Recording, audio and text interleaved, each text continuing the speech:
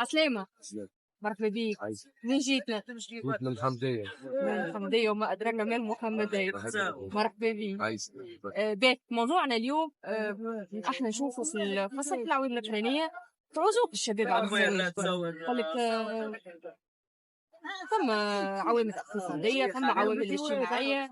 هذه الصورة. بسم الله الرحمن الرحيم. بالنسبة أهم عائق هي الزواج. بالنسبة لمشروع الزواج، واحد مش عارف باش يعمل عائلة، هي سيستم بروجي، هو مشروع زواج كان يتسمى سيستم بروجي مشروع قطع النظر على العلاقة ما بين الطرفين. لكن أهم عائق في الزواج خاصة ديما نحكي على تونس تونس، انه اهم عائق للزواج هو ديما العامل الاقتصادي الماتريال، الفلوس. ما يخدمش ليسونسي. نحكي لك راهو بصفه عامه، راه اهم عائق هي العامل الاقتصادي. فهمت علي؟ خاطر المشروع في تونس عندنا عادات وتقاليد احنا في تونس. راهو الزواج يكلف. ما عنديش هز مرتك وعمل فيها مزرعه العشيه وصح وزعيت بالناس وتيجبوا في نوار وبراليه. هي تحب وطيه وتحب حومه كامله تحديدا. انت حنه وكذا، هذوما في العادات، فما شكون ما يعملش هذوما العادات فقط يتكلف.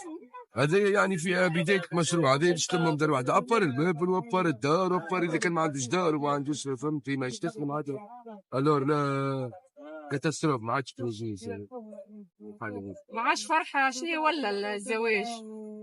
الزواج ما عادش فرح. الزواج ولا عاد كي يبدا معرس الواحد ماذا كي يعدي نهار ديما باهي ديما كل عام دول مفجوع. الانسان يبدا ما تدريش علاش كي تسمعني تعرس تبدا مرتك في الدار قاعده وانت تخدم.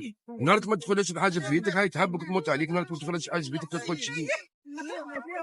ولا وهي تبدا تخدم على قد ما تخدم الزوز على قد ما تكسر المصاريف وعلى قد ما تموت فيه بصغار. بيدياتر ما انت الزواج فيه صغار. هو البيدياتر يزال ب 80,000 يجيك باش يشوف الطفل ويقول لك رجعوا لي الجمعه الجايه 80,000. اهم عائق من عوائق الزواج عزوف الشباب كسوة الولاد والبنات. عندهم حق معناتها تقول اليوم؟ عندهم حق شنو؟ عندهم حق ما يعرسوش.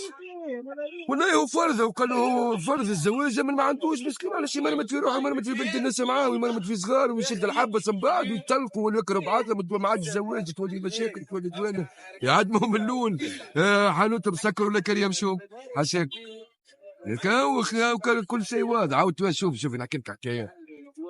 ريت التوانسه الكل من اجيس كازيت يعرفوا الكلام هذا الكل وعايشين الناس الكل.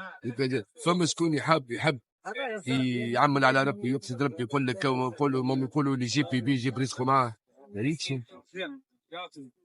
مسكينه. فما عباد عندها 3 صغار وفي الحبس وبطال وينو رزق. فهمتني كل كلام على الواقع. فهم شيء في تونس الزواج هذه فتت انا بري انت.